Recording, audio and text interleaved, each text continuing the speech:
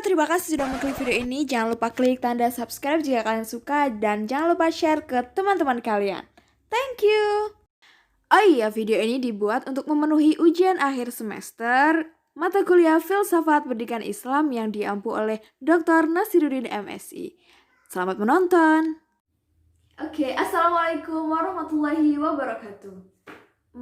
Halo guys, ketemu lagi dengan saya tentunya Harisha Wijaya di channel saya sendiri. Kali ini kita akan membahas sesuatu yang berbeda. Kita akan mereview atau meresensi dari buku Falsafah Pendidikan Islam karya Profesor Dr. Umar Muhammad Atoub. Nah, ini memang dalam bentuk fotokopian ya guys, karena emang saya tidak punya aslinya. Jadi saya adanya fotokopian. Tapi ini memang ada bukunya dan insya Allah ini lengkap banget. Nah, apa sih yang akan kita bahas pada kali ini? Oke, yang pertama, kita buka halaman yang pertama. Nah, intinya kita nanti akan membahas tentang tidak kalian jangan kepikiran dulu kita bakal membahas buku sebanyak ini. Tidak, kita hanya akan mereview atau meringkas saja. Ya. Yang pertama, pasti kalian juga penasaran kan ya, apa bedanya filsafat umum dan filsafat pendidikan Islam? Tentu saja sangat berbeda banget. Nah, itu yang akan kita bahas pada kesempatan kali ini. Kemudian, pada pendidikan Islam, pada pengajaran dalam Islam, apa sih pentingnya falsafah atau filsafat dalam pendidikan? Kenapa juga ya harus ada matkul ini maksudnya? Nah, itu dia yang akan kita pelajari pada kesempatan kali ini. Kemudian kita akan belajar juga atau kita akan mereview juga tentang puncak-puncak yang mungkin menjadi tempat pengambilan falsafah Islam atau sumber apa aja sih yang dijadikan dasar dalam filsafat pendidikan Islam juga. Terus kemudian unsur-unsur dan syarat-syarat filsafat Islam. Itu ya poin pentingnya teman-teman. Nah, oke, lanjut saja, langsung saja kita ke pembahasan yang pertama. Oke, langsung saja kita ke pembahasan yang pertama, yaitu apakah perbedaan antara filsafat umum dengan filsafat pendidikan Islam? Ada yang sama, falsafah atau filsafat, tapi beda ya guys. Filsafat umum dengan filsafat pendidikan Islam tentu saja berbeda. Nah, sebelum kita sampai ke ranah situ, kita harus tahu dulu nih apa sih artinya filsafat atau falsafah. Ya mungkin teman-teman dari sebagian teman-teman belum tahu. Nah, filsafat itu sendiri artinya berasal dari bahasa Yunani kuno, yang artinya yaitu cinta akan hikmah atau cinta akan kebijaksanaan. Nah, cinta itu sendiri teman-teman, arti cinta itu apa sih? Cinta, kamulah cintaku. Intinya cinta itu lebih ke condong atau menyukai atau apa ya teman-teman, tertarik dengan hal semacam itu. Tertarik dengan, kalau dalam falsafah berarti dia tertarik, dia mencintai, dia menyukai tentang hikmah atau mencari-cari tentang hikmah. Itu ya. Nah, langsung saja ke ranah filsafat umum. Nah, filsafat umum itu sendiri di dalam buku ini ya kan, itu tuh sebagaimana ditakrifkan dengan cinta akan hikmah itu juga, dia usaha untuk mencari hak dan kebenaran. Tentu hikmah itu juga bisa berarti kebenaran. Dan usaha untuk mengetahui sesuatu yang berwujud atau usaha untuk mengetahui tentang nilai setiap barang yang mengelilingi. Jadi setiap yang ada di sekitar kita itu pasti ada nilainya. Contoh ya teman-teman, kalau misalnya bahas tentang cinta tadi ya, misalnya teman-teman lagi menyukai nih seseorang, teman-teman lagi cinta sama seseorang, pasti akan mencari kelebihannya, mencari dia cantik ya, atau dia ganteng banget ya gitu. Nah, itu tadi pengertiannya, mencari sesuatu yang berwujud atau usaha tentang mengetahui tentang nilai. Ganteng, cantik, itu tuh nilai ya teman-teman, nilai plus bisa gitu. Tapi juga tidak hanya tentang cantik atau ganteng ya, harus dalam hati ya. Bercanda guys. Nah itu dia kalau filsafat pendidikan umum, jadi tentang sesuatu yang ada di sekitar kita, umum ya, semua yang umum gitu kan. Nah kalau filsafat pendidikan Islam, filsafatnya berarti cinta tentang hikmah atau usaha untuk mencari sebuah kebenaran yang ranahnya dalam pendidikan Islam. Jadi dia hanya terfokus dalam pendidikan Islam, dalam pengajaran Islam. Nah ini juga tidak akan melenceng atau tidak akan jauh-jauh dari guru dan murid ya teman-teman. Tentu saja dalam pengajaran itu harus ada guru, murid, dan apa yang diajarkan.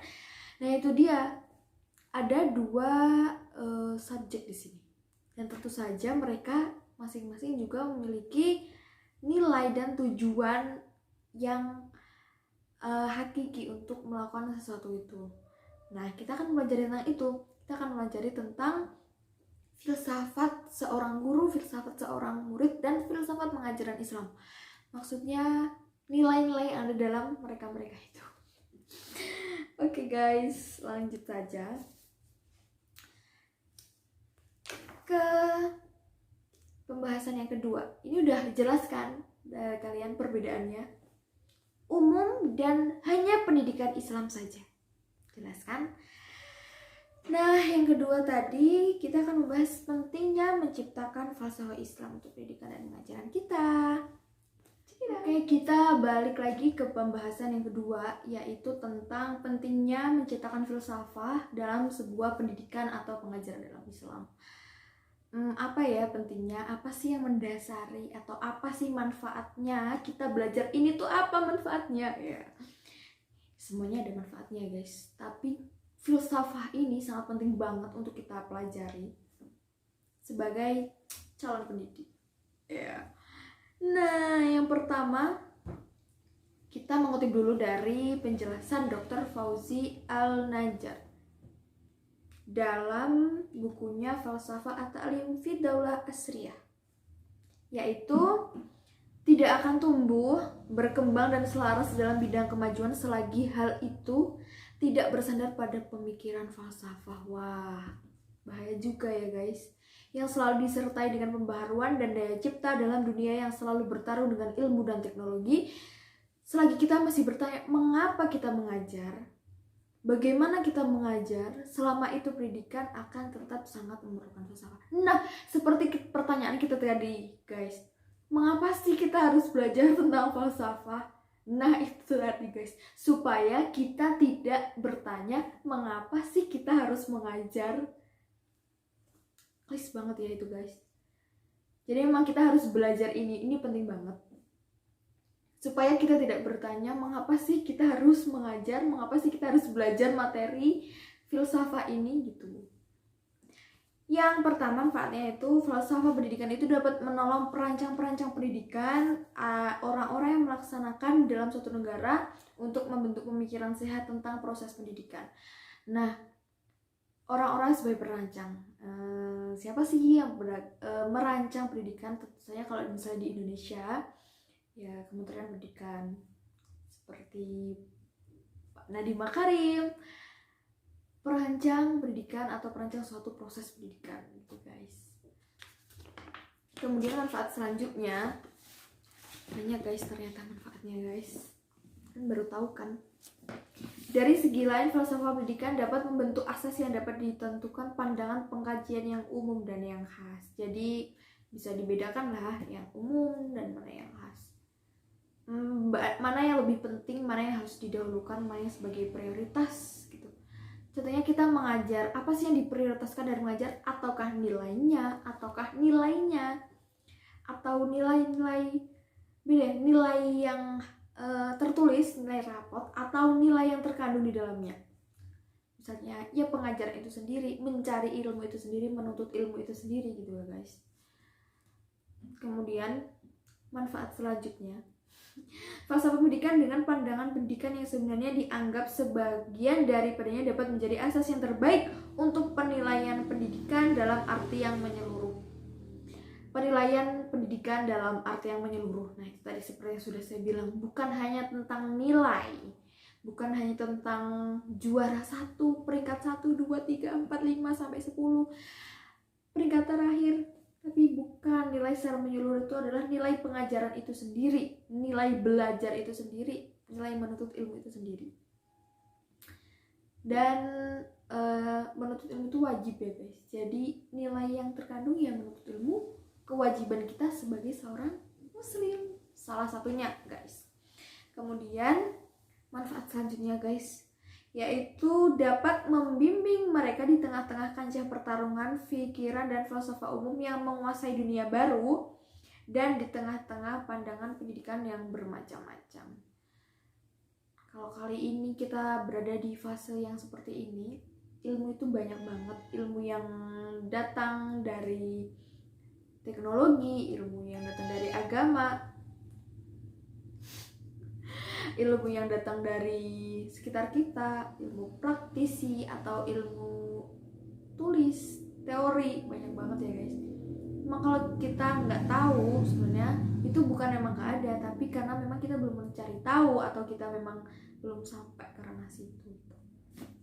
Kemudian selanjutnya manfaatnya menolong untuk memberikan pandangan pikiran bagi pendidikan kita dan akan mengkaitkannya dengan faktor-faktor spiritual, kebudayaan, sosial, ekonomi, dan politik di negeri kita, dan dengan kebijaksanaan yang telah kita rancangkan bagi kita sendiri dalam berbagai bidang kehidupan. Penting banget ya guys ternyata filsafat ini. Seperti yang saya bilang tadi sebelumnya, ketika ilmu atau faktor-faktor pemikiran yang dari sekitar kita, dari sosial kita, dari berbagai macam sumber ekonomi lah, sosial, spiritual, kebudayaan, dan pemikiran-pemikiran itu yang mungkin melenceng atau pemikiran-pemikiran yang tanpa dasar itu memang sekarang lagi marak ya, lagi hits-hitsnya. Dan yang kita butuhkan adalah falsafah itu sendiri. Kita harus tahu apa sih tujuan dibalik semua itu, apa sih hikmah dari semua itu. Dan itu pentingnya kita belajar filsafat. Kemudian pembahasan yang keempat yaitu tentang unsur-unsur dan syarat-syarat falsafat Islam untuk pendidikan. Kan ada filsafat umum, ada filsafat pendidikan Islam. Nah, apa aja sih unsur-unsur yang ada di filsafat pendidikan Islam, dan syarat apa aja bisa dikatakan itu filsafat masuk pendidikan Islam, masuk filsafat untuk pendidikan Islam gitu. Yang pertama, falsafah pendidikan Islam itu dalam segala prinsip, kepercayaan, dan kandungannya sesuai dengan ruh dan spirit Islam. Perlu digarisbawahi juga ya teman-teman, karena filsafat pendidikan sama filsafat pendidikan Islam itu sendiri memang berbeda. Jadi ada filsafat umum, filsafat dibuka lagi jadi filsafat pendidikan, dan yang kita bahas kali ini adalah filsafat pendidikan Islam. Jadi harus sesuai dengan Islam, harus sesuai dengan ruh dan spirit Islam. Kemudian falsafat pendidikan Islam itu berkaitan dengan realitas masyarakat dan kebudayaan serta sistem sosial, ekonomi, dan politiknya. Harus sesuai dalam lingkungan itu, dalam lingkungan pengajaran Islam. Harus sesuai. Karena tidak bisa kalau kita membahas tentang filsafat pendidikan Islam, tapi isinya atau kaitannya, realitasnya dalam masyarakat itu nggak ada. Dan itu tidak bisa dipraktekkan. Dan untuk apa? Nah, pertanyaan untuk apa? Lagi muncul ya guys. Terus kemudian dia haruslah bersifat terbuka terhadap segala pengalaman kemanusiaan yang baik serta hikmah. Karena cinta tentang hikmah, maka filsafat itu syaratnya harus terbuka pengalamannya, harus baik secara hikmah dan semuanya yang ada. Kemudian yang keempat, pembinaannya harus didasarkan atas hasil dan pengalaman yang lama dan berhasil atas kajian yang mendalam dan luas terhadap berbagai faktor dan aspek-aspek kehidupan. Namanya juga filsafat kebenaran, jadi emang harus diulik-ulik dulu. Ini tuh bener gak sih gitu guys? harus atas pengalaman dan hasil observasi penelitian yang lama.